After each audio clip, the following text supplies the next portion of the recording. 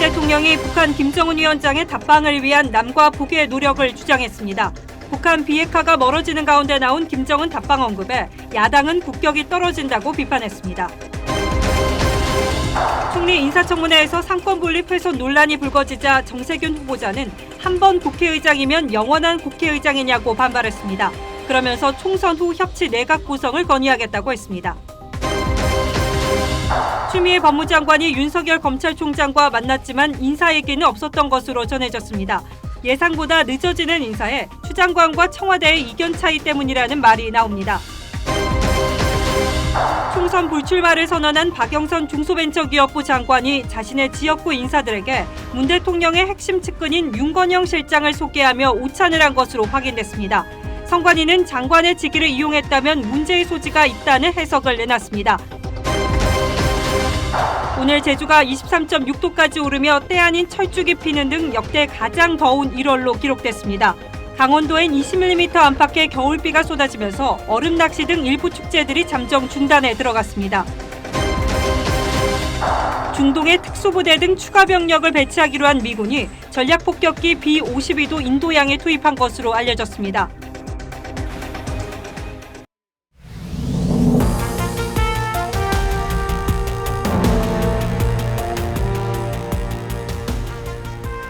여러분 안녕하십니까? 뉴스9의 신동욱입니다.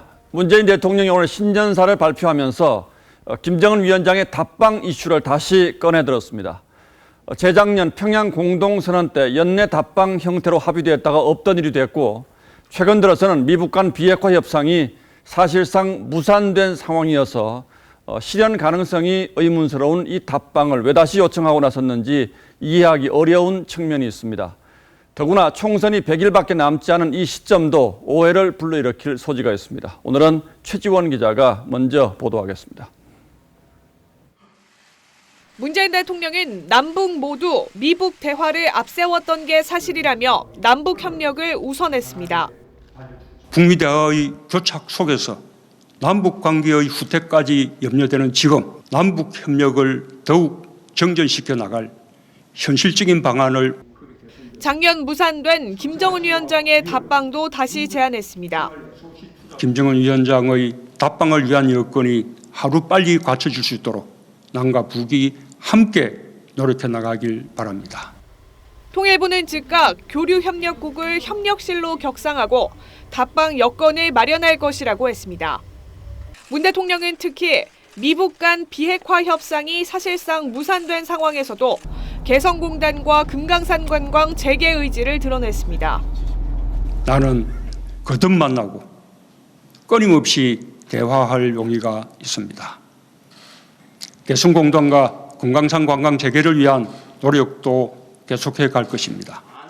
야당은 물밑 논의 없이 답방을 제안한 건 총선을 의식한 행위라고 비판했습니다. 우리 정부가 노력하면 남북관계가 개선될 수 있을 것이다라는 비현실적, 망상적 대북 인식만을 볼 수 있었습니다. 북한에 계속 스토킹 하다 보면 봉변만 당하고 대한민국 국격만 떨어진다. 문 대통령은 지난해와 달리 비핵화 문제에 대해서는 한 차례도 언급하지 않았습니다. 북한 대외선전 매체인 우리민족끼리는 어제 문 대통령을 겨냥해 철면피처럼 자화자찬했다고 비판했습니다. TV조선 최지원입니다. 대통령의 신년사 내용은 잠시 뒤에 자세히 따져봐 드리기로 하고 이어서 정세균 총리 인사청문회에서 어떤 일이 있었는지 바로 전하겠습니다. 야당 의원들은 국회의장 출신 총리 임명이 삼권 분립 훼손은 아닌지 거세게 따져 물었고 정 후보자의 재산 증식 과정도 자세히 밝히라고 추궁했습니다. 특히 과거 총리 지명 전 수용이 어렵다고 했던 정 후보자 스스로의 발언이 발목을 잡았습니다. 보도에 조덕현 기자입니다. 저희가 오더라도 그 입법부의 위상을 감안할 때 그걸 수용하기는 좀 어렵다고 생각합니다. 야당 의원들은 과거 정 후보자 발언을 언급하며 정 후보자도 상권 분립 훼손이란 걸 의식하고 있었다고 지적했습니다. 그런 제의가 오더라도 입법부의 위상을 감안할 때 그걸 수용하기는 좀 어렵다고 생각한다고 밝히셨습니다. 맞죠? 예. 정 후보자는 송구하다면서도 상권 분립 훼손은 아니라고 했습니다. 저는 현직 의장이 아닙니다. 한 번 의장이면 영원한 의장이다. 이제 그런 생각을. 야당 의원들은 2014년 정 후보자가 수입보다 지출이 많았으며 재산 증식 과정도 불투명하다고 했습니다. 출처불명이 돈이 나오는다는 것이지요. 정 후보자는 소명이 가능하다고 했습니다. 제 두 자녀 축의금을 합쳐서 3억 정도의 수입이 있었다. 민주당은 정 후보자에 대한 국회 인준 절차를 다음 주 초까지 마무리할 방침입니다. 하지만 이번 주로 예정된 검경 수사권 조정안 처리와 맞물릴 경우 늦춰질 가능성도 배제할 수 없습니다. TV조선 조덕현입니다. 자유한국당 황교안 대표는 당초 오늘 유승민 의원이 제안한 보수통합 3대 원칙을 수용하겠다고 발표할 예정이었습니다. 그런데 하룻밤새 그 계획을 보류했습니다.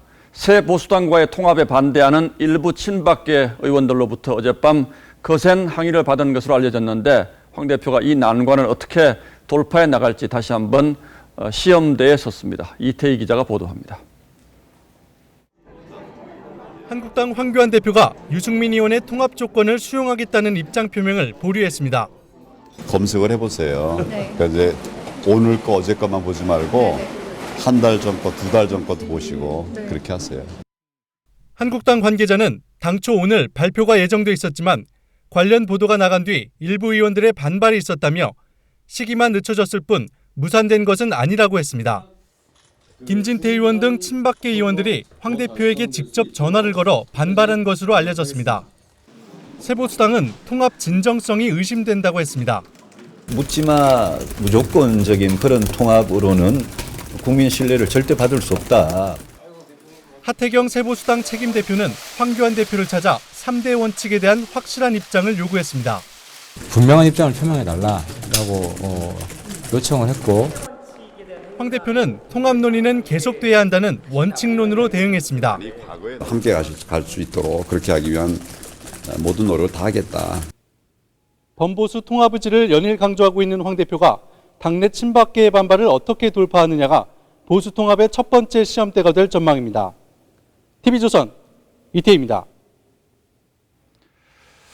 예, 앞서 톱뉴스로 일부 소개를 해드렸습니다만 문재인 대통령은 오늘 신년사에서 경제 분야의 성과를 특히 길게 언급했습니다. 얼마나 맞는 말인지 지금부터 꼼꼼히 따져봐 드리겠습니다. 자, 강동훈 기자, 일단 고용부터 따져보죠.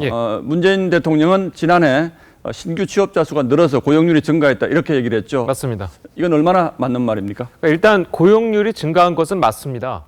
취업자 수가 지난해보다 28만 명이 증가했는데 이 중에서 60대 취업자 수가 36만 7천 명이 늘어난 겁니다. 예.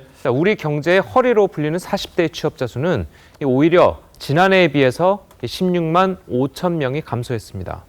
문 대통령이 이야기한 고용 증가는 정부가 재정을 투입해서 만든 단시간 그리고 노인 일자리가 대부분이라는 이야기입니다. 정규직 수는 줄어들고 이 비정규직 수는 사상 최고치로 급증하기도 했습니다.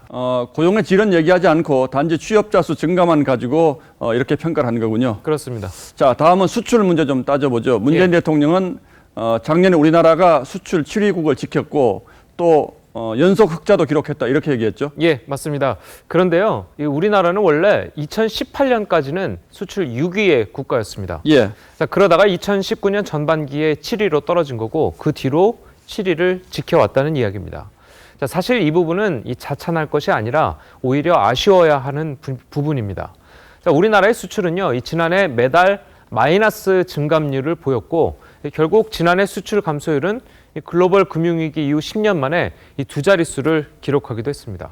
그리고 전기차, 수소차, 바이오 헬스 업종 같은 미래 산업의 수출 동력이 빠르게 성장하고 있다라고도 했는데 이건 어떻게 평가할 수 있습니까? 일단 대통령이 언급한 이 특수업종만 생각한다면 맞습니다. 그런데 이 주요 수출 품목 20개 중에 지난해 증가보다 수출 감소가 더 많다는 사실은 외면을 했습니다. 자, 특히 우리 경제의 핵심 산업인 반도체의 경우에는요, 이 수출이 26% 정도 감소했는데, 자, 이 감소액은 대통령이 언급한 업종들의 수출 증가액보다 많습니다. 전문가 이야기 한번 들어보시겠습니다. 수출 7위, 그 순위가 무슨 의미가 있습니까? 그 안에 어떤 내용을 봐야 되고요. 수출에 우리가 기대고 거기 위안 삼을 건 아니죠. 대북 정책에 있어서도 이렇게 지적할 부분이 있습니까? 예, 그렇습니다. 이 올해는요, 특히 핵이라는 부분을 언급하지를 않았습니다. 구체적인 실천 방안 없는 접경지 사업이나 금강산 관광, 그리고 개성공단 재개 부분은 현재의 이 남북 상황과 맞지 않다는 비판을 받고 있습니다. 들어보시죠. 지금 북한은 한국을 아예 무시하는 전략으로 나가고 있는데 우리 정부가 그러한 현실을 인식하기보다는 하고 싶은 이야기만 한 것이 아닐까. 예, 하고 싶은 얘기만 하고 있는 것은 아닐까. 이게 전문가 평가군요. 예, 강동원 기자 잘 들었습니다.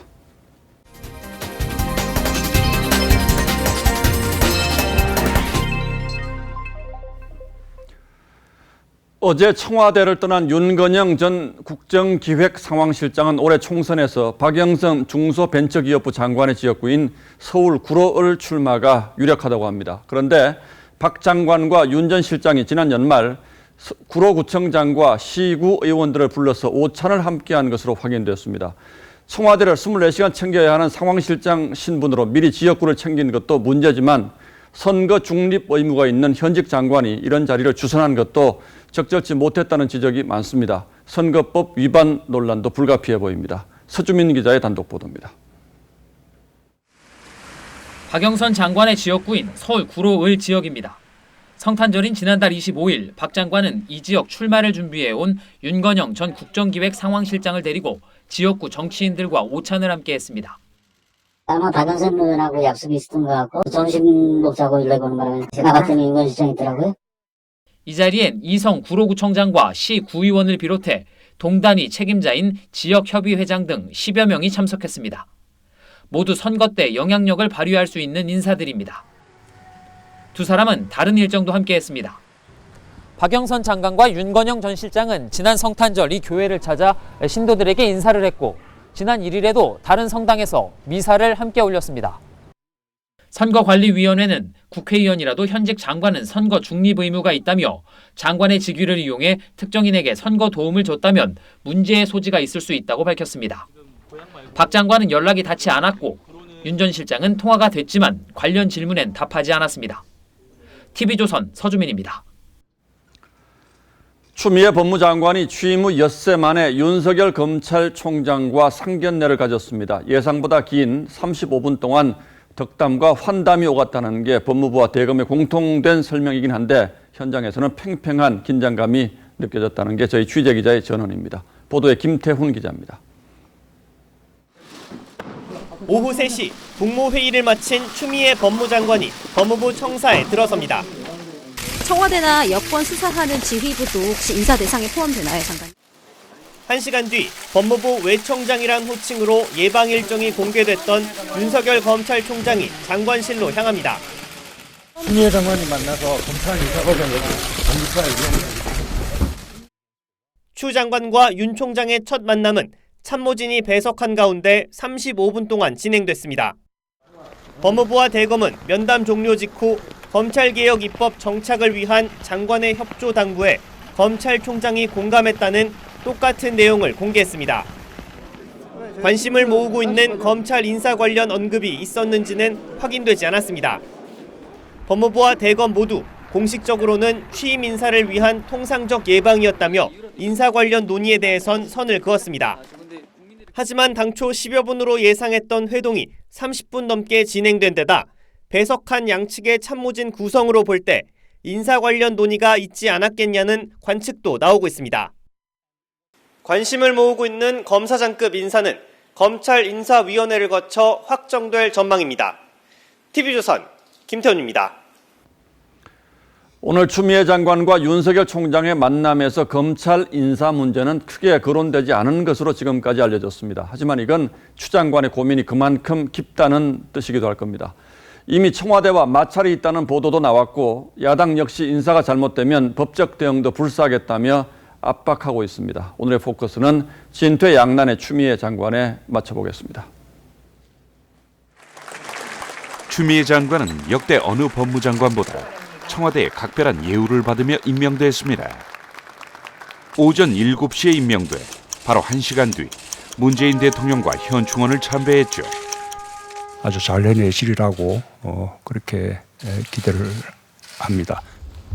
반면 야당은 추 장관이 검찰 인사권을 잘못 행사하면 고발하겠다는 입장입니다. 추 장관이 인사권을 행사해서 검찰 수사를 유야무야하겠다면 우리는 형사 고발을 추 장관의 행동을 지켜보겠습니다.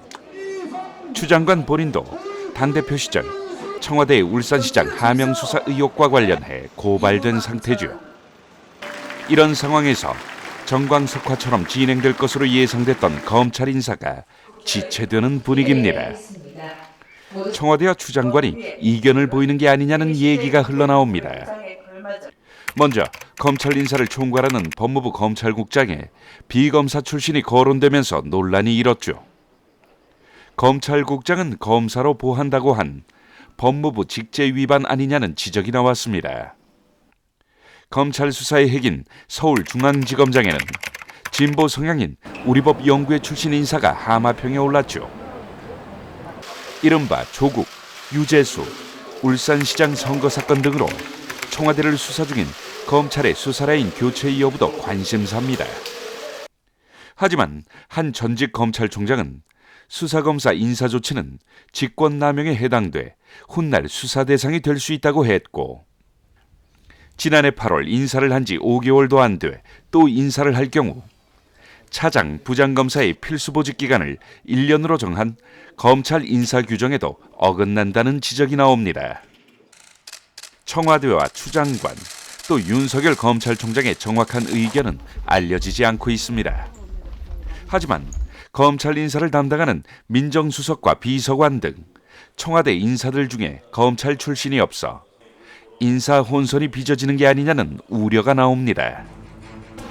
추 장관은 문재인 정권의 검찰개혁 책임자로 발탁됐지만 친문 핵심으로 분류되지는 않죠. 1995년 국민회의 부대변인으로 정계 입문해 5선 국회의원과 집권당 대표를 지낸 추 장관이 정치적 야망이 크다는 게 여의도의 대체적인 평가입니다. 자기 꿈을 하나하나 스텝 바이 스텝 올라가시는 분이에요. 대권 꿈을 많이 가지고 있죠. 한 전직 야당 의원은 추 장관은 현존하는 국회의원 중 대권 욕심이 가장 크다고도 했습니다. 문재인 정부의 장관과 미래를 꿈꾸는 정치인이라는 갈림길에서 추 장관은 어떤 선택을 할지. 뉴스나인 포커스였습니다.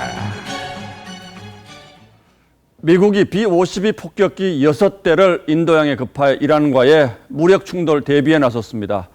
보시는 것처럼 B-52는 미 루이지애나주 박스데일 기지를 출발해서 우리 시간으로 오늘 오전 대서양을 지났고 아프리카 대륙을 넘어서 남인도양의 영국령 디에고 가르시아 기지에 도착해 대기하게 됩니다. 미군의 드론 공격으로 폭사한 솔레이마니의 시신이 고향에 도착해 다시 한번 장례식이 치러졌고 이란은 연일 보복을 맹세하고 있습니다. 유지연 기자가 보도하겠습니다. 미군 폭격에 사망한 이란 군부 실세 솔레이마니의 시신이 고향 케르만에 도착합니다. 애도 행렬 속에 안장을 위해 다시 한번 장례가 치러졌습니다. انتقام میگیریم اما اگر حرکت دیگری انجام دهند آنجا را که دوست دارند و به آن عشق می‌ورزند به آتش می‌کشیم.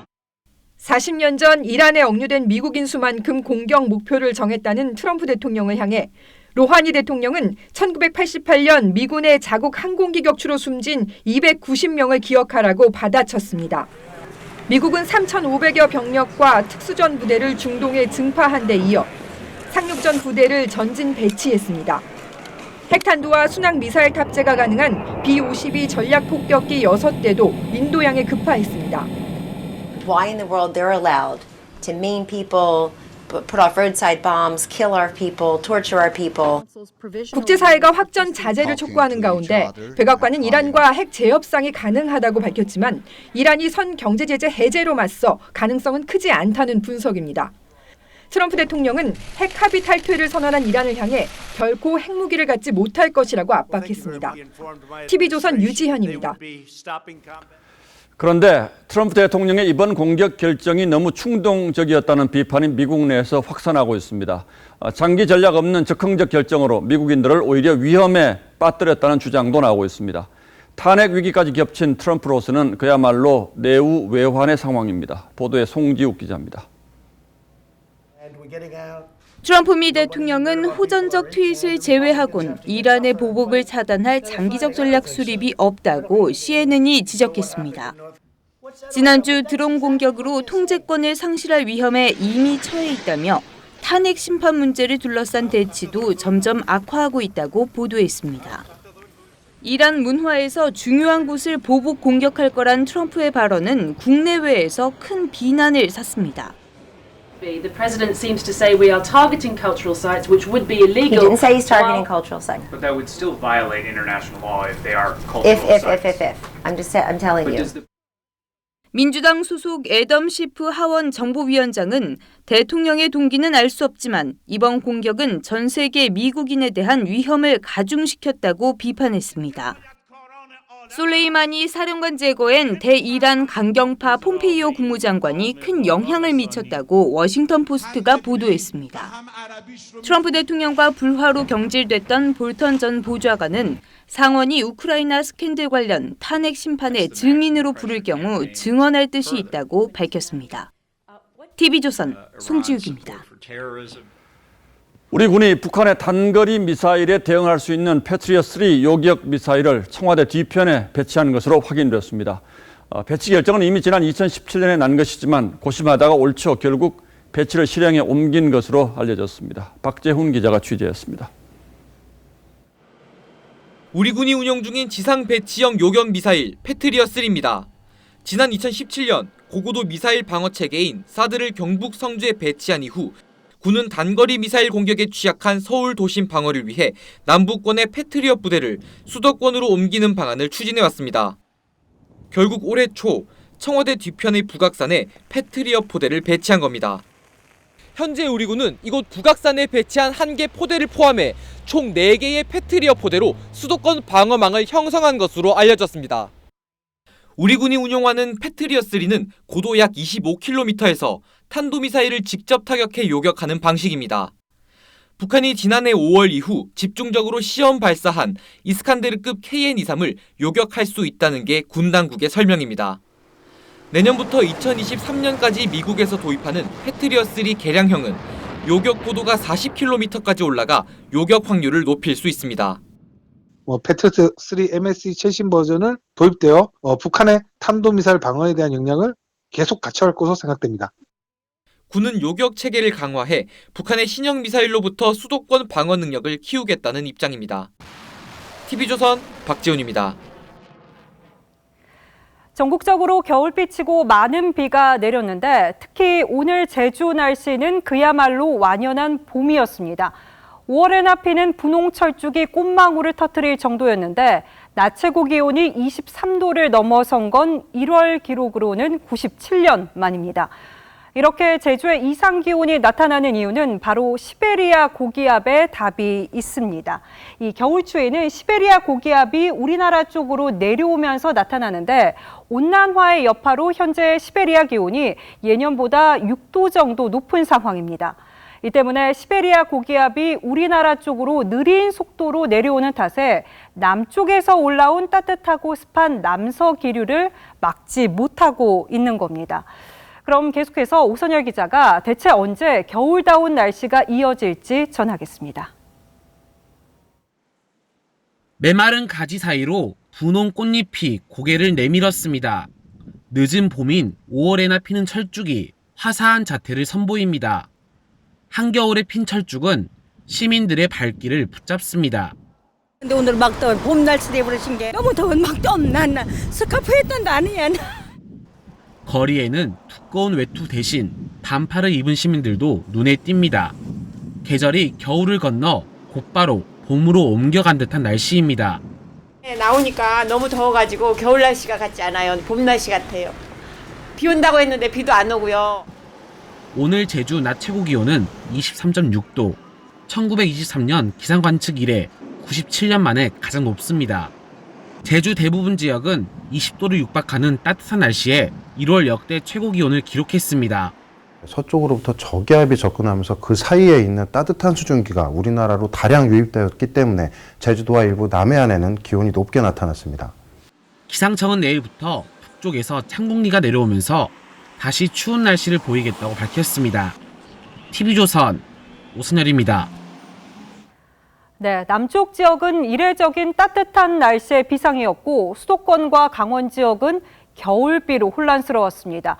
이 서울에 34.2mm의 비가 내리면서 관측 이래 1월에 가장 많은 비가 내렸고 춘천 44mm, 강릉 39.4mm 이렇게 전국 곳곳에서 기록이 새로 쓰여졌습니다. 쏟아지는 겨울비에 얼음 낚시 등 일부 겨울 축제는 잠정 중단에 들어갔습니다. 이승훈 기자입니다. 화천 산천어 축제 얼음 낚시터입니다. 비옷을 입은 군청 직원 500여 명이 쉴 새 없이 빗물을 퍼냅니다. 이쪽에 나와 있어. 축구장 26개 면적의 얼음 낚시터 경계에 빗물 유입을 막는 비닐과 모래 주머니가 놓였습니다. 내리는 비에 눈 조각이 녹아내릴까봐 이렇게 대형 비닐로 덮었습니다. 오늘 화천에는 20mm가 넘는 겨울비가 쏟아졌습니다. 축제위원회와 지자체는 비로 인해 20cm 넘게 얼었던 얼음 낚시터가 망가질까 빗물 퇴치 총력전을 펼쳤습니다. 얼음이라서요. 이제 흙물이 들어가면 얼음 강도가 좀 약해집니다. 그래가지고 저희가 이제 안전을 확보하기 위해서 지난달 28일부터 얼음 낚시터를 운영했던 평창 송어축제도 오는 10일까지 행사를 중단했습니다. 강원도에는 내일까지 많은 비가 예보돼 안전사고 위험이 크기 때문입니다. 얼음판 위에 모든 시설물을 전부 철수한 상태예요. 텐트라든지 모든 시설물들이. 최대 100만 인파가 몰리는 겨울축제의 고장 강원도가 쏟아지는 겨울비에 시름이 깊어지고 있습니다. TV조선 이승훈입니다. 서울시 산하 서울대공원이 멸종 위기종인 알라꼬리 여우 원숭이를 시설이 열악한 실내 동물원에 넘겨 논란입니다. 동물보호단체들은 서울대공원이 국제적인 동물복지 인증을 받기 위해서 알라꼬리 여우 원숭이를 비윤리적으로 양도한 것이라는 주장입니다. 정은혜 기자입니다. 나무에 매달린 얼음을 먹으며 자유롭게 뛰노는 알라꼬리 여우 원숭이들. 지난해 여름 서울대공원에서 사육할 당시 모습입니다. 알라꼬리 여우 원숭이는 세계자연보전연맹이 지정한 국제적인 멸종 위기종입니다. 그런데 최근 이 원숭이들 중 14마리는 대구, 7마리는 부산의 실내 동물원으로 옮겨졌습니다. 관람객들이 만질 수 있을 만큼 가까운 거리에서 전시되고 있습니다. 동물보호단체들은 서울대공원이 멸종위기종의 동물복지를 훼손했다고 비판했습니다. 햇볕 한 줌, 바람 한 줄기 안 드는 환경에서 지하에서 먹이를 구걸하고 있거나 아니면 사람들의 손에 들려서 원치 않는 접촉에 시달리고 있거나 특히 알라꼬리 여우 원숭이를 실내 동물원에 양도한 이유가 세계적인 동물복지 수준을 인정받기 위해서라며 눈가림식 국제인증이라고 비판했습니다. 박원순 시장이 과연 이런 사실을 알고 있는지 답을 해야 할 것입니다. 서울시는 AGA 인증을 반납하고 논란이 일자 서울대공원 측은 직접 양도한 것이 아니라면서도 회수 방안을 협의하고 있다고 밝혔습니다. 저희가 이제 직접적으로 보낸 것이 아니잖아요. 중간에 교환 양도 업체, 교환 업체 뭐 이런 데가 있어요. 거기를 통해서 저희가 환경부 허가를 받아서 서울시는 내일 서울대공원의 국제인증식을 진행합니다. TV조선 정은혜입니다. 연예인이 많이 찾는 서울 강남의 한 치과 병원의 원장이 연예인을 시켜주겠다며 미성년자를 꼬드겨서 성관계를 맺고 이를 불법 촬영한 혐의로 재판에 넘겨졌습니다. 이 의사는 범행 당시나 수사를 받는 중에도 일선 경찰서의 경찰발전위원으로 활동했습니다. 권희영석 기자가 취재했습니다. 치아 성형 시술이 유명해 연예인이 많이 찾는다는 서울 강남의 치과병원입니다. 이 병원 원장 A씨는 지난달 미성년자와의 성관계를 불법 촬영한 혐의 등으로 재판에 넘겨졌습니다. 원장님이 출근을 하실까요? 안 하세요. A씨는 지난 2016년부터 연예인을 시켜주겠다며 미성년자 여러 명을 꿰어 성관계를 맺고 이를 촬영한 혐의를 받고 있습니다. A씨는 2009년부터 2018년까지 강남경찰서의 경찰발전위원이었습니다. 경찰발전위원은 청소년 대상 불법 영업 등을 제보하고 선도하도록 명시돼 있습니다. 하지만 당시 A 원장이 위원으로 활동했던 강남경찰서는 수사가 진행 중이란 사실을 전달받지 못했다고 밝혔습니다. 하여없어요. 우리한테 연락이 안 와요, 통보가. 그 당시 만약에 그런 게 있었으면 벌써 나왔겠죠. 경찰발전위원회 운영규칙상 금고 이상의 형을 선고받지 않은 A 원장에게 결격 사유는 없습니다. 하지만 지난해에도 클럽 버닝썬의 투자사 대표가 강남서 경찰발전위원으로 활동해 경찰과의 유착고리로 의심받는 등 경찰발전위원을 둘러싼 잡음이 끊이지 않고 있습니다. TV조선 권영석입니다. 스마트폰 몰카가 기승을 부리면서 지하철에서도 화장실에서도 여간 신경 쓰이는 게 아닙니다. 그런데 이런 못된 짓을 잡아야 할 경찰관이 한 주점의 여성 화장실에서 스마트폰 몰카를 찍다 덜미를 잡혔습니다. 이 일로 주점 안에서는 피해 여성이 비명을 지르는 등 소란이 벌어지자 이 경찰관 아무 일 없었던 양 태연하게 자리에 돌아와 술을 마셨습니다. 이성진 기자입니다. 지난달 20일 통영의 한 주점 앞 여성 한 명이 걸어나와 어디론가 전화를 겁니다. 잠시 뒤 경찰차가 주점으로 출동합니다. 여성 B씨가 화장실에서 스마트폰으로 신체를 몰래 촬영당했다는 신고를 조사하러 나온 겁니다. 피해자가 나와서 이야기를 해서 신고를 했거든요. 같은 일행들이 했어요. 경찰이 CCTV를 분석해서 붙잡은 A씨는 알고 보니 현직 경찰관이었습니다. 경찰 조사 결과 A 순경은 범행이 들통난 뒤에 태연히 자리에 돌아와 3, 4분 동안 술을 더 마신 것으로 확인됐습니다. 경찰 A씨는 칸막이 때문에 피해 여성이 자신의 얼굴을 못 봤다고 생각하고 또 범행이 들킨 뒤 곧바로 촬영한 영상을 삭제한 것으로 알려졌습니다. 그리고 아무 일 없다는 듯이 동료들과 주점을 떠났습니다. 주변에 알리고 하는데 시간이 좀 몇 분이라도 지나가지 않습니까? 보통 떠들썩 해주고 그러면은 그 이후에 이제 그 자리를 뜬 걸로. 경찰은 지난달 23일 A씨를 직위 해제하고 기소 의견으로 검찰에 사건을 넘길 계획입니다. TV조선 이성진입니다. 어제 아침 뇌병변 장애를 앓는 남편과 필리핀 출신 아내가 집안에서 숨진 채 발견됐습니다. 사건은 일주일여 전에 벌어진 걸로 추정되는데요. 기초생활수급자이면서 정부의 복지 혜택도 받고 있었던 이들의 죽음이 일주일이 지나서 발견된 이유가 뭘까요? 박건우 기자가 취재했습니다. 광주의 한 노후주택입니다. 5년째 뇌병변 장애를 앓던 63살 남편 A씨와 필리핀 출신 아내 57살 B씨가 살던 곳입니다. 이들이 숨진 채 발견된 것은 어제 아침 9시 반쯤. 경찰은 B씨가 뇌출혈로 먼저 쓰러진 뒤 거동이 불편한 남편이 이불을 덮어주려다 침대에서 떨어져 저체온증으로 사망한 것으로 보고 있습니다. 부인이 뇌출혈이 있으니까 남편이 뭘 도와주려고 부인을 뭐 어떻게 해주려고 했는데 못한 것 같아요. 거동이 자유롭지 못하니까. 몸이 불편한 남편을 위해 구청이 제공한 중증 환자 응급 서비스는 제대로 작동하지 않았습니다. 집안에는 A씨 부부의 움직임을 알 수 있는 활동감지 센서가 있었지만 무용지물이었습니다. 지난달 31일 센서 움직임이 끊겼지만 A씨 부부의 죽음은 일주일 만에야 발견됐습니다. 이 센서를 모니터링하는 요원은 단 한 명.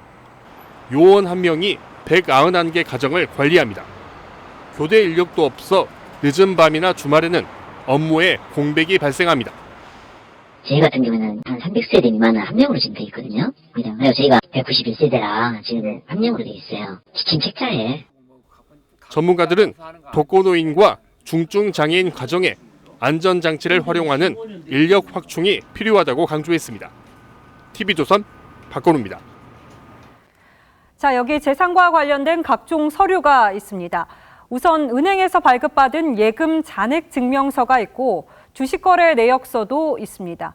증여를 받은 게 있어서 증여 상속세 신고서 등도 있고 이 밖에 소득금액 증명원도 회사에서 받았습니다. 이래저래 15종류에 달하는데 이게 올 3월부터 서울 등 투기과열지구에서 9억 원이 넘는 집을 살 경우 정부에 내야 하는 것들입니다. 집 구매 자금을 어떻게 마련했는지 증명하라는 겁니다. 투기를 잡아서 집값을 잡겠다는 정부의 묘책으로 읽히는데 출처를 제대로 밝히지 못하면 세무조사를 받을 수도 있습니다. 지선우 기자입니다. 40대 A씨는 지난해 26억 원짜리 주택을 샀습니다. 정부 합동조사단은 A씨가 이 가운데 6억 원을 부모로부터 마련해 사실상 편법 증여가 이루어진 사실을 적발했습니다. 아버지 돈인데 내가 좀 쓰면 어때? 빌려서 쓰고 갚으면 되지, 이런 분위기였습니다. 앞으로는 이런 거래 자체가 불가능해질 전망입니다. 9억 원을 넘는 고가 주택을 거래할 때 자금 출처 서류 증빙이 대폭 강화됩니다. 지금까지는 이 자금 조달 계획서에 항목별로 금액만 적어내면 됐는데요. 앞으로는 예금 잔액 증명서, 증여 상속 신고서, 소득 금액 증명원 등 많게는 15가지나 되는 서류가 필요해집니다.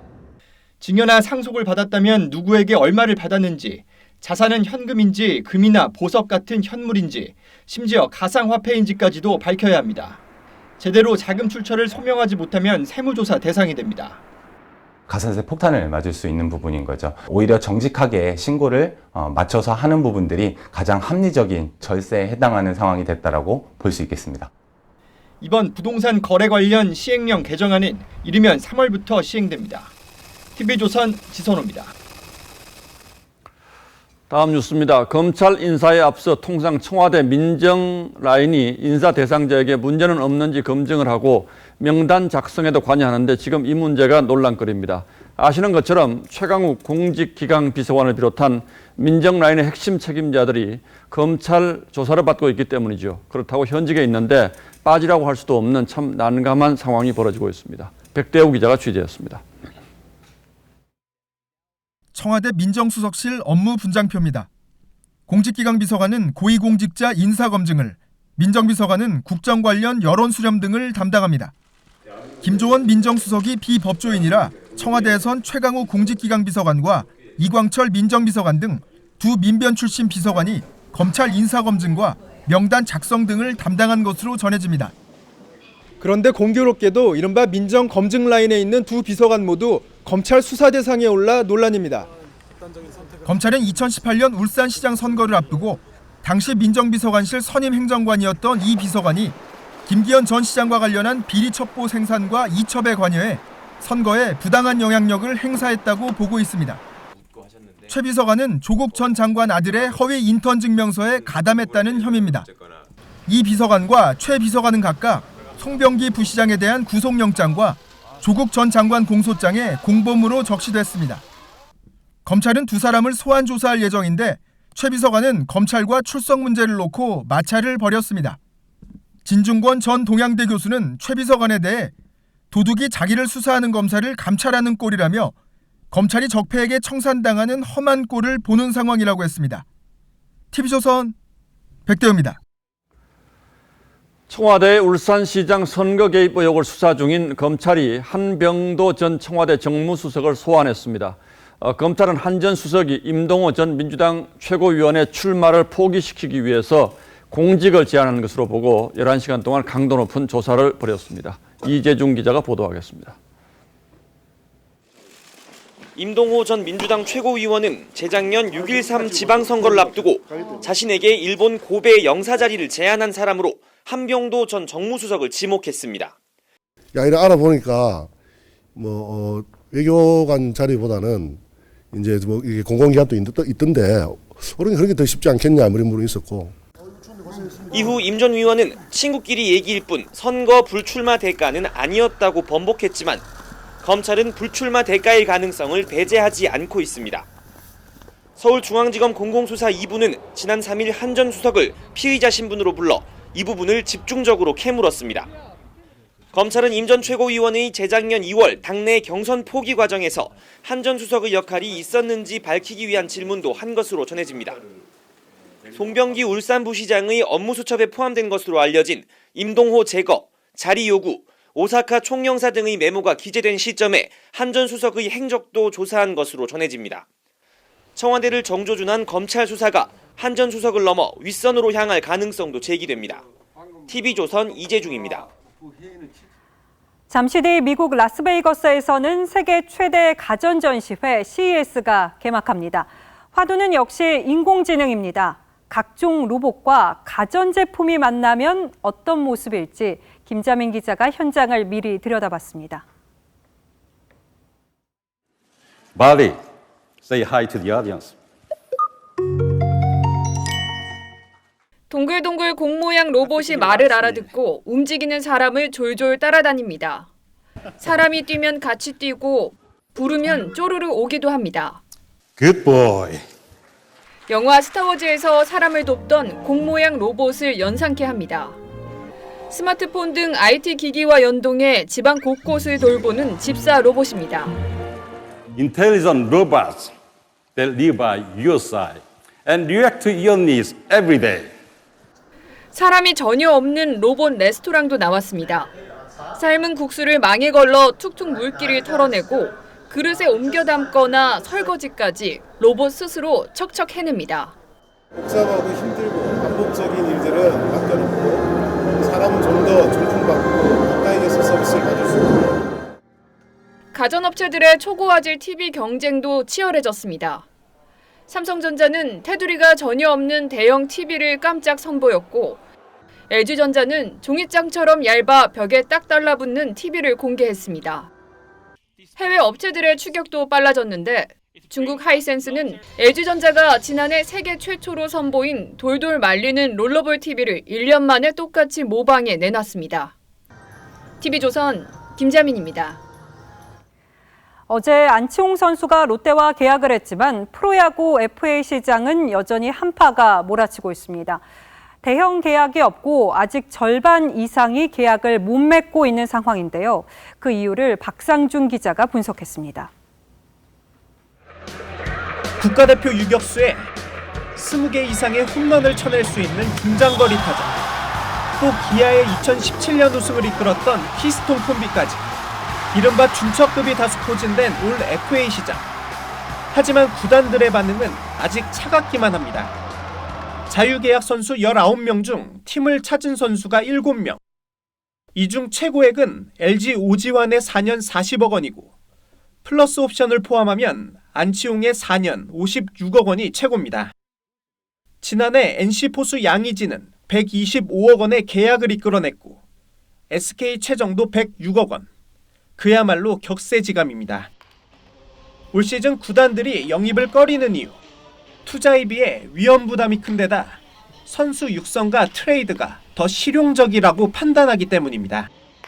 그래서 갖가지 아이디어도 동원되고 있습니다.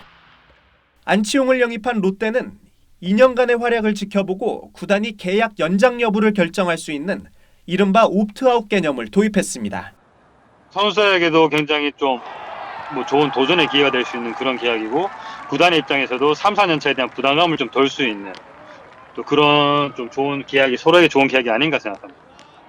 각 구단들이 FA 시장을 냉철하게 바라보면서 특정 선수에 의존하기보다 팀 체질 개선에 힘을 쏟는다는 관측이 우세를 얻고 있습니다. TV조선 박상준입니다.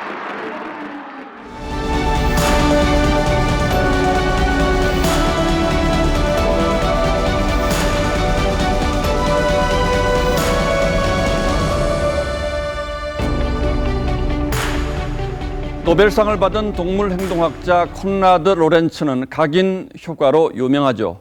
알을 깨고 세상으로 나온 새가 처음 본 대상을 어미로 알고 따르는 현상을 가리킵니다. 로렌츠가 까마귀를 키우는 친구 집에 가서 얘기를 나누는데 까마귀가 그의 입속에 자꾸만 벌레를 넣으려 하더랍니다. 그가 입을 다물자 이번엔 귓속에 벌레를 넣어주려고 애썼습니다.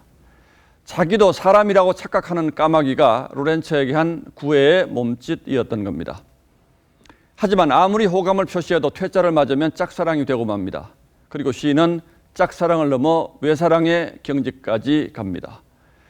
내가 너를 얼마나 좋아하는지 너는 몰라도 된다. 너를 좋아하는 마음은 오로지 나의 것이요. 나는 이제 너 없이도 너를 좋아할 수 있다. 문재인 대통령이 김정은 위원장을 부산에 초대한다는 친서를 보내자 북한이 촛불 위에 달걀 쌓으려는 철없는 국리라고 비아냥된 게 불과 한 달 보름 전의 일입니다. 지난 연말에는 대통령의 한반도 평화 구상 기고를 과대망상 철면피라고 욕했습니다.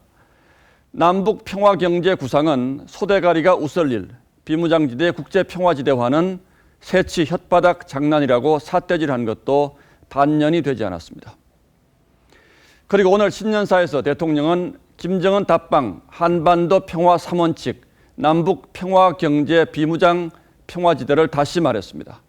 그러면서 정작 평화의 필연적 전제 조건인 북한 핵 문제는 한마디도 언급하지 않았습니다. 김 위원장이 새해 구상에서 남북의 남자도 꺼내지 않은 것과 극단적인 대조를 이룹니다. 우리 정보당국이 북한은 절대로 핵을 포기하지 않을 것으로 결론 내렸다는 보도가 바로 어제 나왔는데 말이죠. 사랑을 하더라도 밀고 당기기, 이른바 밀당도 꼭 필요합니다. 그런데 오직 북한으로 향하는 그 외사랑은 어떻게 설명해야 할까요? 대통령의 멘토이자 복심으로 통하는 문정인 외교안보 특보는 문 대통령은 경제적 어려움이 계속되자 남북 평화 이니셔티브에 베팅한 것이라고 했습니다. 그러면서 이렇게 내다봤습니다. 외교적 돌파구가 없다면 문 대통령은 총선에서 주눅이 든 채 불확실한 미래를 맞이할 수도 있다. 이 불확실한 미래가 대통령 개인의 문제라면 그나마 다행이겠습니다만 국가의 미래를 건 베팅에 너무 많은 판돈을 건 건 아닌지 다시 한번 불안합니다. 1월 7일 앵커의 시선은 대통령의 짝사랑이었습니다.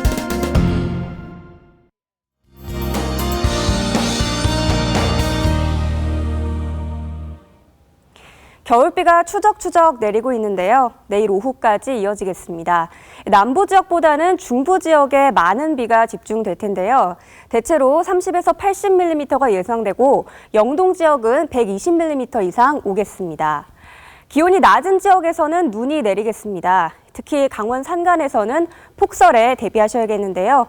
최고 30cm까지 쌓일 수 있겠습니다. 그 밖의 지역에서도 내일 출근길에는 미끄럼 사고를 조심하셔야겠습니다. 비구름이 물러나더라도 맑은 하늘 보긴 힘들겠습니다. 다시 미세먼지가 유입되는데요. 내일 오후 중서부 지역부터 농도가 높아지겠습니다. 내일까지는 날이 포근하겠습니다. 서울의 한낮 기온이 5도, 강릉 8도, 대구는 9도가 되겠습니다. 모레부터는 날이 좀 추워지면서 겨울다운 날씨가 돌아오겠습니다. 날씨였습니다. 1월 7일 뉴스9는 여기서 모두 마치겠습니다. 시청해주신 여러분 고맙습니다.